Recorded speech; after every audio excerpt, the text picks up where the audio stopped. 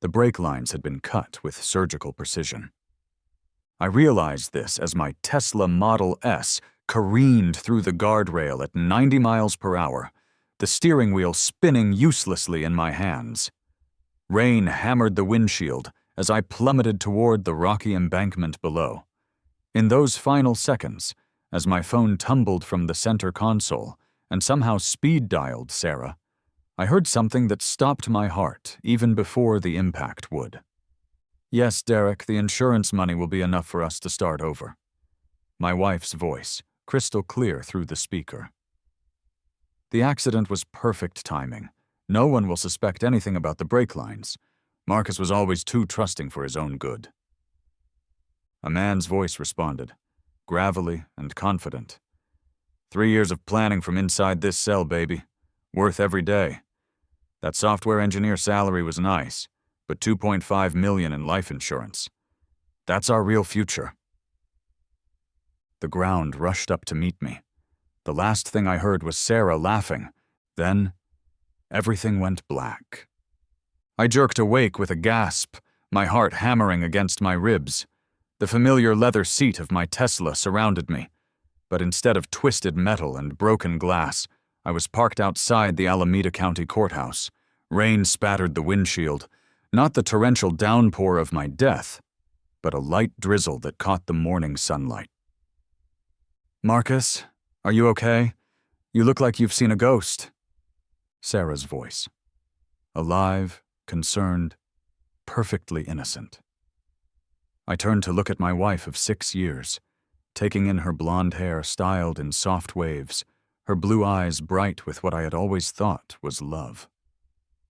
She was applying coral lipstick in the passenger side mirror, the same shade she'd worn to Derek Morrison's parole hearing. Derek Morrison's parole hearing.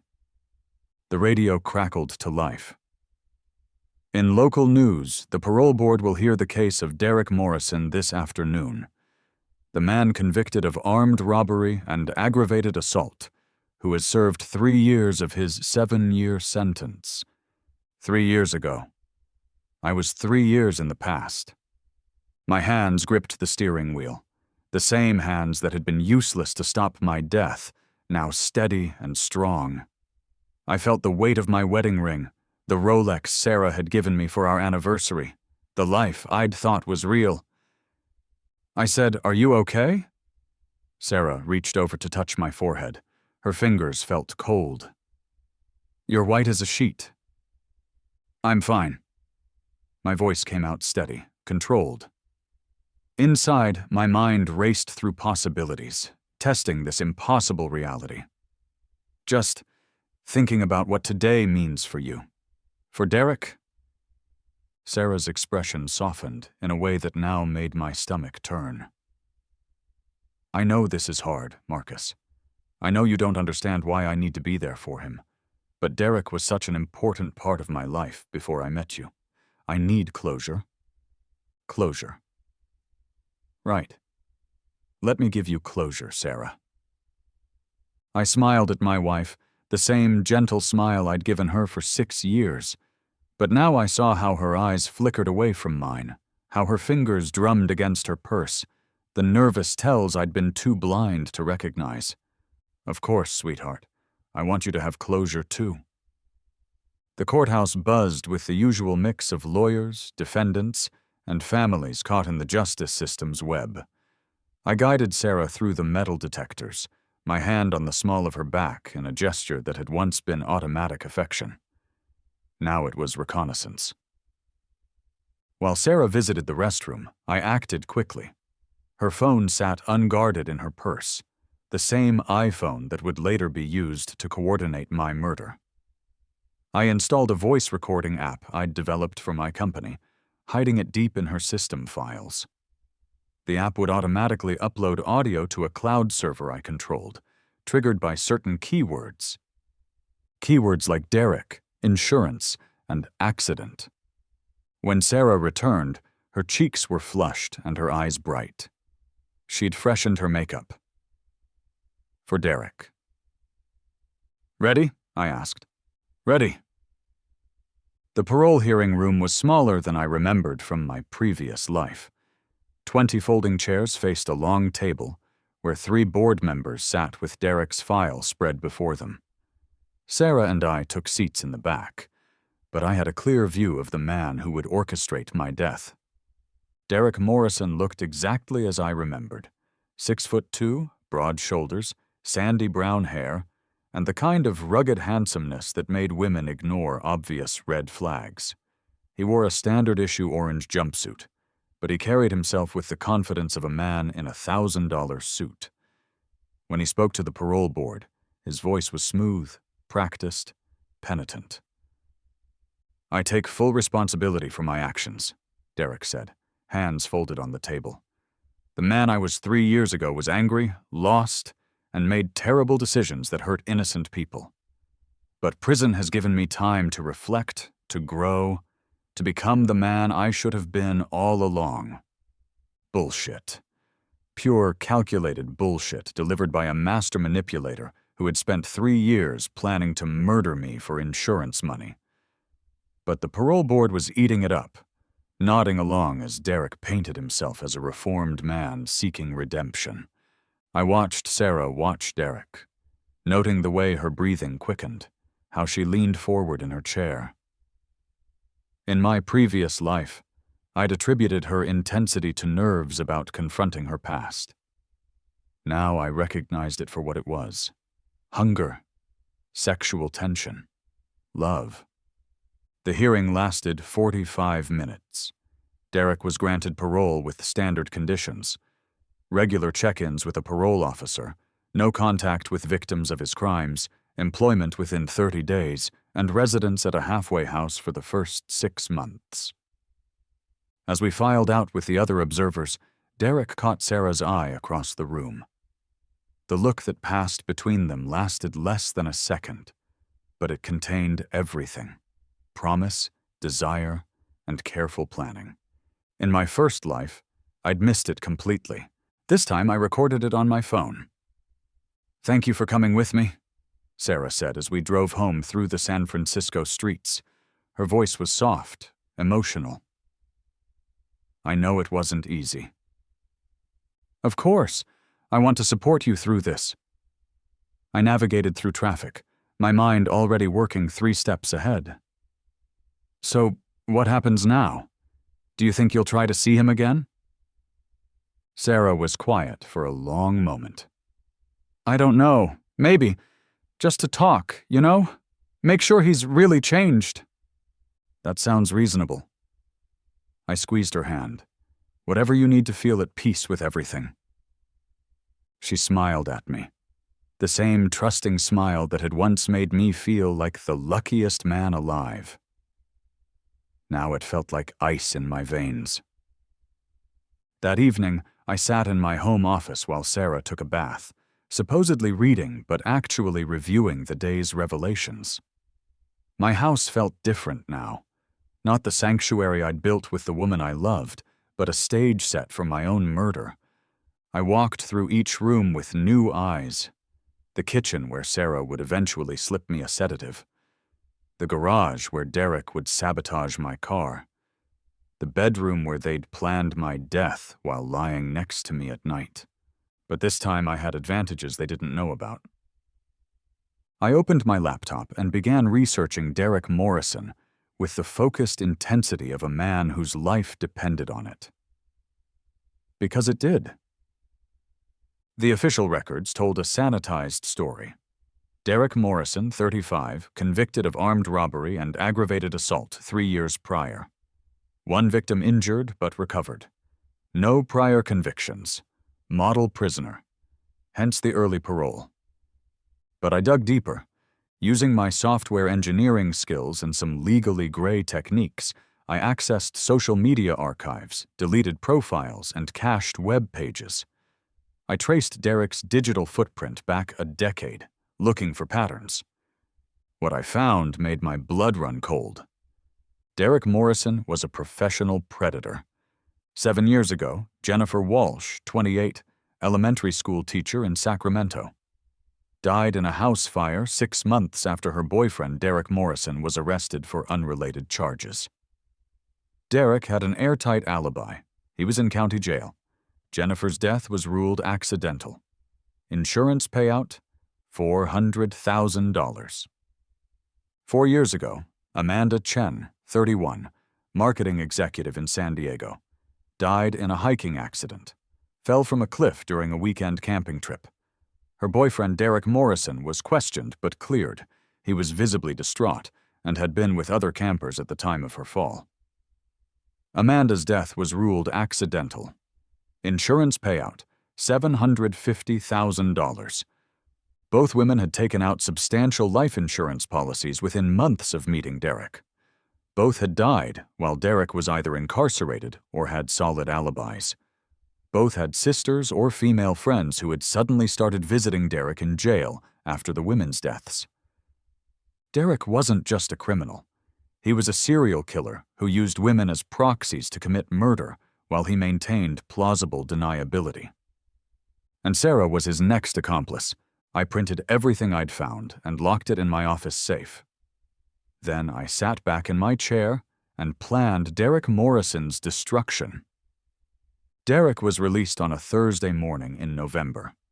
Sarah insisted we pick him up from the halfway house, saying it was the least we could do to help him transition back to society. "Are you sure about this?" I asked as we pulled up to the nondescript building in Oakland. "I mean, having an ex-convict in our car?" Sarah shot me a look. "Derek isn't dangerous, Marcus. He made a mistake, but he's not a threat to us." If only you knew, I thought. Derek emerged from the building carrying a single duffel bag and wearing ill-fitting civilian clothes donated by a prison charity.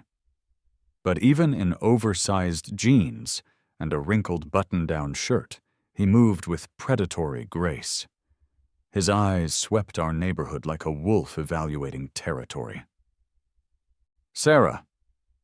He approached the passenger side window with a smile that didn't reach his eyes. "You look beautiful.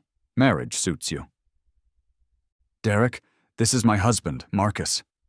Sarah's voice was breathless, excited. "Marcus, Derek." I got out of the car and extended my hand. Derek's handshake was firm, his palm dry, his gaze direct. A perfect performance of reformed respectability.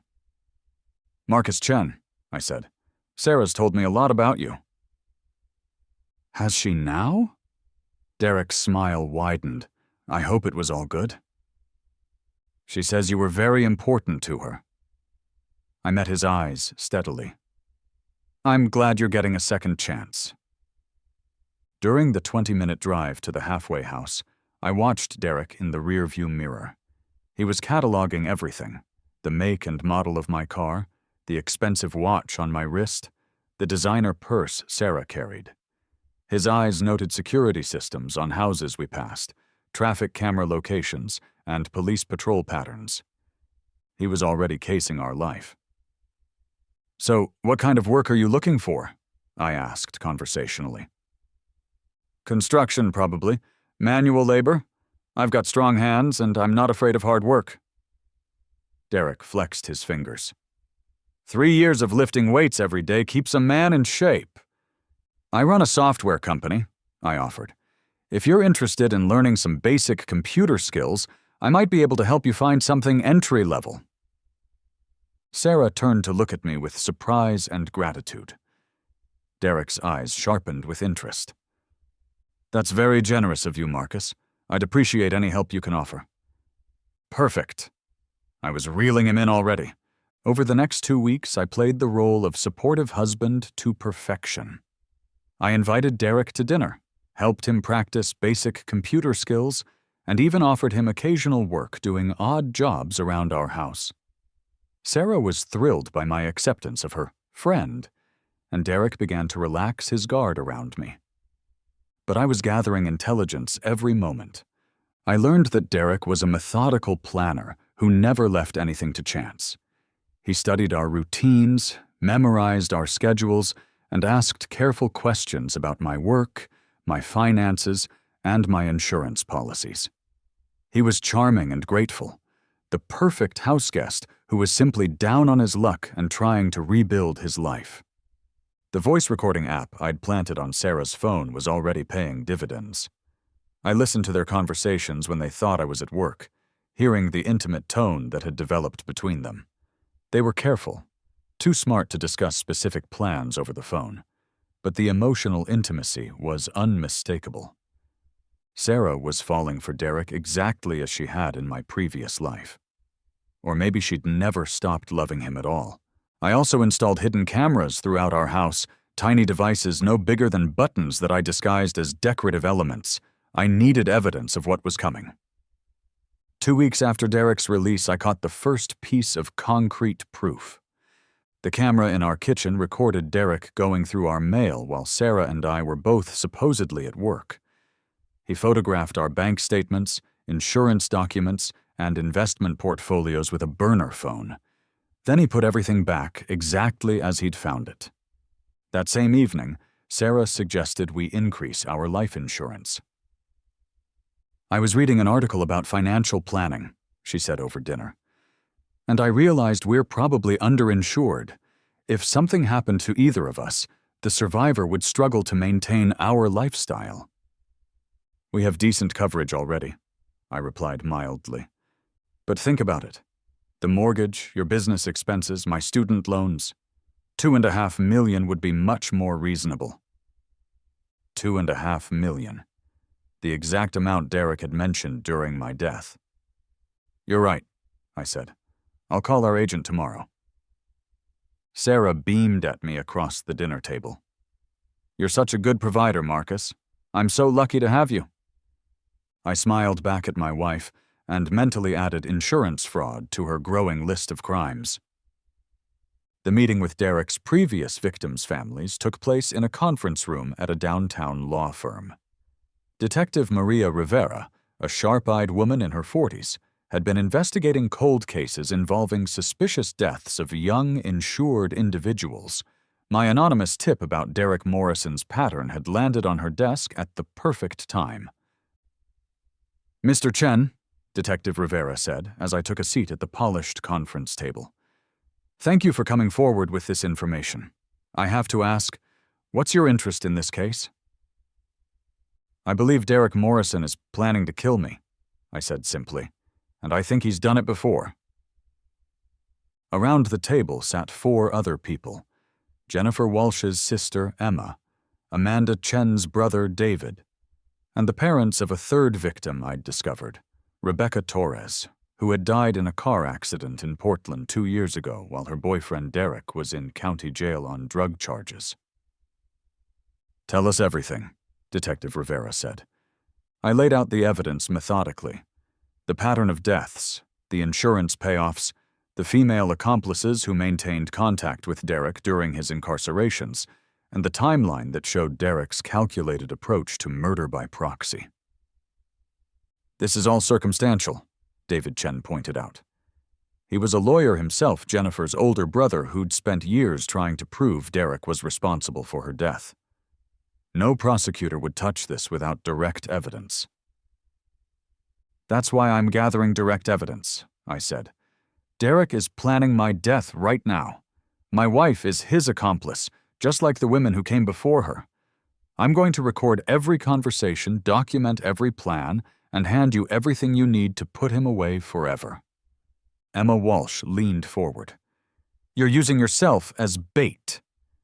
"I'm already the target," I corrected. "I'm just making sure this time the trap closes on them instead of me." Detective Rivera studied the files I'd prepared. "This is an unusual situation, Mr. Chen. If you're right about the immediate threat to your life, we should consider protective custody." "No." My voice was firm. "If you pull me out now, Derek will disappear and find another victim. This ends here, with him." "And if something goes wrong?" I thought about my death in the rain, about the casual way Sarah had laughed as I died. "Then at least you'll have everything you need to convict them." The evidence gathering accelerated over the following month. Derek's confidence was growing, and he was becoming bolder in his planning. Sarah had successfully increased our life insurance to $2.5 million, and Derek had moved from the halfway house to a small apartment in Oakland, conveniently close to our home, but far enough away to maintain his alibi when the time came. I documented everything. Derek researching my daily routines and work schedule, Sarah asking detailed questions about my stress levels and health concerns. The two of them taking long drives together while I was supposedly at the office, using burner phones to communicate when they thought I might be listening. I also discovered Derek's method. He never killed directly. Instead, he would engineer situations where accidents were likely, then rely on his female accomplices to ensure those accidents happened. Jennifer Walsh had died in a house fire that started in the kitchen while she was cooking Derek's favorite meal, a meal her sister later revealed Jennifer had never made before. Amanda Chen had fallen from a cliff during a hiking trip she'd suggested, even though she was afraid of heights and had never been hiking in her life. Derek's genius was in creating plausible scenarios where the women would naturally be in danger, then coaching them to make fatal mistakes while he maintained perfect alibis. For me, he'd chosen a car accident. I caught him examining my Tesla on 3 separate occasions, learning about its electronic systems and safety features. He was particularly interested in the brake system and the autopilot sensors, both of which could be sabotaged in ways that would appear to be mechanical failures. But I had an advantage Derek didn't know about. I knew exactly when and how he planned to kill me. The setup came on a rainy Thursday evening in December, almost exactly 1 year after Derek's release. Sarah had been unusually affectionate all day, cooking my favorite dinner and suggesting we open a bottle of expensive wine I'd been saving for a special occasion. "I've been thinking about us," she said as we sat in our living room, the fireplace crackling and rain pattering against the windows. "About our future." "What about it?" "I want to have children with you, Marcus, but I feel like there's this shadow hanging over us, all this unresolved stuff with Derek and my past. I think we need to clear the air once and for all." "What do you mean?" Sarah took a deep breath, as if steeling herself for a difficult conversation. "I want the 3 of us to sit down and talk. You, me, and Derek. I want him to understand that you're my future, and I want you to understand that whatever Derek and I had is truly in the past." "You want me to have a heart-to-heart with your ex-boyfriend?" I know it sounds weird, but I think it would help all of us move forward. Derek has been struggling with jealousy issues, and I think if he could see how happy we are together, he might finally be able to let go. Derek had been struggling with jealousy issues. Right. "When were you thinking of doing this?" I asked. "Tomorrow night?" Derek suggested we meet at that lookout point on Mount Diablo. You know, the one with the view of the whole Bay Area. Neutral territory, and it's private enough that we can really talk. Mount Diablo. A winding mountain road with steep drops and limited cell service. Perfect for a staged car accident. "That sounds like a good idea," I said. "I think you're right about clearing the air." Sarah's smile was radiant with relief and anticipation. "Thank you, Marcus. This means everything to me." I kissed my wife's forehead and excused myself to my office, supposedly to finish some work before our big day tomorrow. Instead, I called Detective Rivera. "It's happening," I said when she answered. "Tomorrow night. Mount Diablo." "We'll be ready," she promised. "Are you sure you want to go through with this?" I thought about Jennifer Walsh burning to death in her kitchen, about Amanda Chen falling screaming into a canyon, about Rebecca Torres crushed in twisted metal. I'm sure. The next evening, I prepared for my own murder with meticulous care. I dressed in dark jeans and a sweater, clothes that would be practical if I needed to run or fight. I disabled the Tesla's autopilot and installed a manual override for the brake system that Derek wouldn't detect. I wore a wire transmitter that would broadcast everything to Detective Rivera's team. and I carried a backup recording device in my shoe. Most importantly, I had switched our coffee mugs at the last minute, ensuring that if Sarah tried to drug me, she would drug herself instead. "Ready?" Sarah asked as we loaded into the car. She was nervous, excited, her hands trembling slightly as she buckled her seatbelt. "Ready." The drive to Mount Diablo took 45 minutes through increasingly remote terrain. Derek's beat-up pickup truck was already parked at the scenic overlook when we arrived, and he was waiting for us with his hands in his pockets and his collar turned up against the cold. "Marcus, Sarah." He nodded to each of us in turn. "Beautiful night for a conversation." The overlook was empty except for the three of us. Below, the lights of the Bay Area stretched out like a carpet of stars. Above, heavy clouds threatened rain. "So," Derek said, settling onto a picnic table bench. "Sarah tells me you two have been having some concerns about my presence in your lives." "Not concerns, exactly," I said carefully. "More like questions about boundaries. Sarah and I are married, and we're planning our future together. I want to make sure everyone's on the same page about what that means." Derek's smile was practiced, understanding. "Of course. You're worried about the history Sarah and I share. That's natural." "What kind of history?" I asked, even though I knew the answer. Sarah and Derek exchanged a look. Derek and I were engaged before his legal troubles, Sarah said quietly. We were planning to get married when he got out. "But then you met Marcus," Derek added smoothly, "and Sarah realized she'd moved on, which is healthy, natural. I respect that. Lies, all of it lies delivered with perfect sincerity." "I appreciate you saying that," I said. "I was worried there might be some lingering feelings that could complicate things."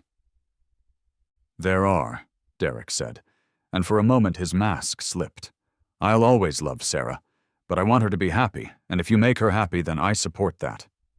"Derek," Sarah said softly, and I heard real emotion in her voice. Love, guilt, anticipation. "It's okay, baby," Derek said, and there it was, the endearment that revealed everything.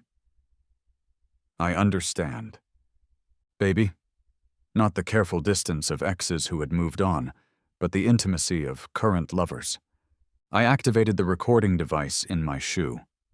"I'm glad we're all being honest," I said, "because I have to ask, are you two still involved?" The question hung in the cold air between us. Sarah's eyes widened in shock. Derek's expression remained neutral, but I saw his hands shift position.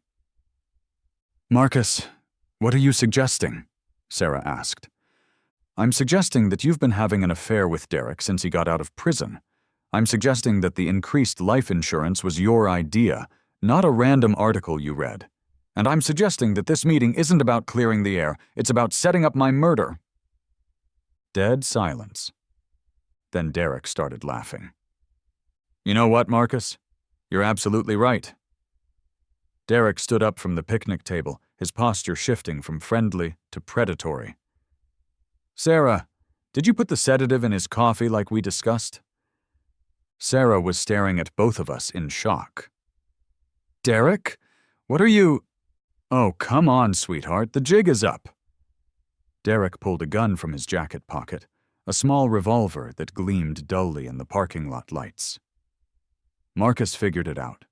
Question is, how much does he actually know? "Everything," I said calmly. "Jennifer Walsh, Amanda Chen, Rebecca Torres, I know about all of them." Derek's eyebrows rose. "Impressive. I didn't think you had it in you, Marcus. All that digging, all that detective work. Very thorough. You're not the only one who can plan ahead." "No, apparently not." Derek kept the gun trained on me while speaking to Sarah. "Here's what's going to happen. Marcus is going to have a tragic accident on his way down the mountain. His brakes are going to fail. I made sure of that earlier today. You're going to be devastated but grateful that you weren't in the car when it happened." "Derek, I can't," Sarah started. Yes, you can. You've been planning this for months. Don't get cold feet now. Actually, I said, I don't think Sarah has been planning anything. Both of them stared at me. I think Sarah is another one of your victims, Derek. I think you've been manipulating her just like you manipulated Jennifer's sister and Amanda's friend. I think Sarah believes she's in love with you, but she doesn't know you're a serial killer. Sarah's face had gone white. What are you talking about? Show her the photos, Derek. Show her the pictures of Jennifer Walsh burning to death. Show her Amanda Chen at the bottom of that cliff. Show her what happens to women who outlive their usefulness to you. Derek's gun hand was steady, but I saw uncertainty flicker across his features. He hadn't expected me to know about his other victims, and he definitely hadn't expected me to try to turn Sarah against him. Marcus is lying, baby, Derek said to Sarah, but his voice had lost some of its confidence. He's desperate. He'll say anything. Then prove it, I said to Sarah. Ask him about Jennifer Walsh. Ask him why he needed an alibi the night she died. Derek? Sarah's voice was small, confused. Sarah, don't listen to him. We planned this together. You know why we're here. Did we? Sarah looked from Derek to me and back again. Because I thought we were here to talk. I thought you wanted to convince Marcus that we could all be friends.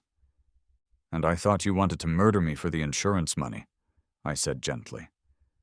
But maybe I was wrong about you, Sarah. Maybe you're just another one of Derek's victims. Derek's mask finally cracked completely. Shut up, he snarled, swinging the gun toward me. You self-righteous piece of shit. You have no idea what you're talking about. I know you've killed at least 3 women for their insurance money. I know you find lonely, vulnerable women and convince them to take out policies on their boyfriends or husbands.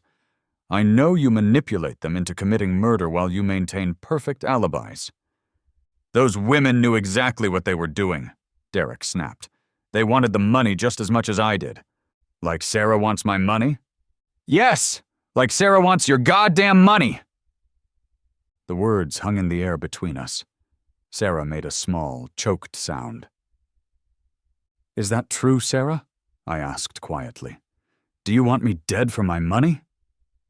Sarah was crying now, mascara streaming down her cheeks. I don't know. Derek said, he said we could be together if Marcus was out of the picture, Derek finished. If you were free to start over with someone who actually understood you. By murdering my husband? By freeing yourself from a loveless marriage. I love Marcus, Sarah shouted, and for a moment I thought she meant it. Then she looked at Derek with desperate confusion. Don't I? Derek, you said I was just confused, that I settled for security instead of passion. I watched my wife unravel, seeing her clearly for perhaps the first time. She wasn't evil. She was weak, manipulated, caught between 2 men who represented different futures. Derek represented excitement and danger and the intensity of first love. I represented stability and comfort and the mundane reality of marriage. Derek had convinced her that what she felt for me wasn't real love, just convenience. And Sarah, being Sarah, had believed him. It doesn't matter now, Derek said, raising the gun again. Marcus knows too much. We finish this tonight exactly as planned. No, Sarah stepped between Derek and me. Derek, I can't. I won't. Whatever I thought I wanted, I can't be part of murder. You already are part of it, Derek exploded. You think this was some fucking accident? You think Marcus just happened to figure out our plan? You've been helping me for months. What are you talking about? The insurance increase, the questions about his schedule, the suggestion that we meet here tonight. Every piece of this plan came through you, Sarah. I watched my wife's face as she realized the full scope of Derek's manipulation. He had used her emotions, her confusion about our marriage, and her lingering feelings for him to turn her into an unwitting accomplice. She had genuinely believed she was helping Derek reintegrate into society while trying to figure out her own feelings. She hadn't realized she was setting up my murder. "You bastard," Sarah whispered. "You lying, manipulative bastard." "Too late for regrets now, sweetheart." Derek raised the gun toward Sarah, and I realized with crystal clarity that he had always planned to kill her too. She was a witness, a loose end, another victim whose death would look like part of the same tragic accident that claimed me. That's when the police sirens began wailing in the distance. Derek's head snapped toward the sound, and in that moment of distraction, I moved. I tackled Derek low and hard, driving my shoulder into his midsection and sending us both crashing to the ground.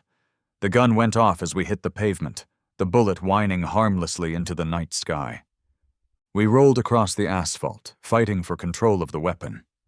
Derek was strong from 3 years of prison workouts, but I had rage and desperation and the knowledge that if I lost this fight, both Sarah and I would die. The gun went skittering across the parking lot as we grappled. Derek managed to get on top of me, his hands going for my throat, but I got my knee up and drove it into his solar plexus. He doubled over, gasping, and I shoved him off me. By the time we both staggered to our feet, Detective Rivera and 3 uniformed officers were surrounding us with weapons drawn. "Derek Morrison, you're under arrest for conspiracy to commit murder," Detective Rivera announced. "You have the right to remain silent." Derek looked at me with pure hatred as the handcuffs clicked around his wrists. "You have no idea what you've done," he said. "No idea what you've cost yourself."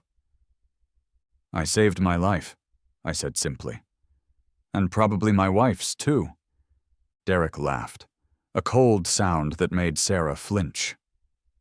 "Your wife? You still think she's your wife?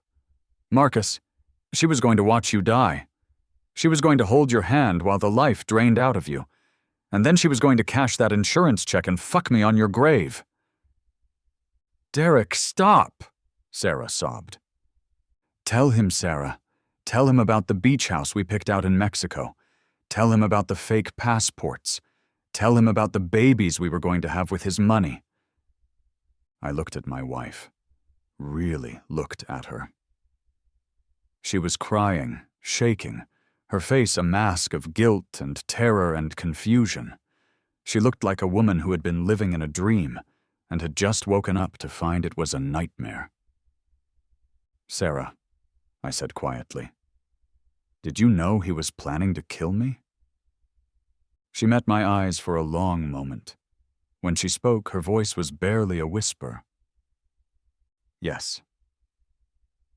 The trials took place 8 months later. Derek Morrison was convicted on multiple counts of murder in the first degree, conspiracy to commit murder, insurance fraud, and a dozen other charges related to his killing spree across 3 states. The recordings I had made, combined with testimony from the victims' families and physical evidence Detective Rivera's team had gathered, painted a picture of a methodical predator who had perfected the art of murder by proxy. He was sentenced to life in prison without the possibility of parole. Sarah was convicted of conspiracy to commit murder and insurance fraud. Her defense attorney argued that she had been manipulated and coerced by Derek, that she was as much a victim as an accomplice. The jury partially bought this argument. She received 15 years instead of life. During her sentencing, Sarah asked to make a statement to the court. She stood at the defendant's table in an orange jumpsuit, her blonde hair pulled back severely, looking nothing like the woman I had married. "I want to apologize to my husband," she said, her voice steady despite the tears streaming down her face. "Marcus Chen is a good man who deserved better than what I gave him. I let myself be convinced that our marriage was a lie, that I deserved something more exciting, more passionate. I let Derek Morrison manipulate my emotions and use my confusion to turn me into someone I never thought I could become." She paused, looking directly at me in the gallery. "I know I can never undo what I've done. I know I can never give you back the trust I broke or the love I betrayed. but I want you to know that everything good in our marriage was real. My love for you was real, even when I convinced myself it wasn't. I hope someday you can forgive me, not for my sake, but for yours, because you deserve to be free of this anger, this betrayal. You deserve to find someone who will love you the way you deserve to be loved. I'm sorry, Marcus. I'm so sorry. I didn't respond. There was nothing to say. After the trials ended, I sold our house and moved to a smaller place in Palo Alto. I donated most of Sarah's belongings to charity and kept only a few photos from our early years together, when we had both been different people with different dreams. I threw myself into my work, expanding my software company and developing new security applications that helped law enforcement track patterns of criminal behavior. The systems I created were used to identify other predators like Derek Morrison, men who used women as weapons and left trails of bodies in their wake. I also started volunteering with an organization that helped victims of domestic manipulation and psychological abuse. I spoke at conferences about recognizing the warning signs of coercive control, about how intelligent, successful people could be gradually manipulated into participating in crimes they never would have considered on their own. Sarah had been a victim, but she had also been a perpetrator. Both.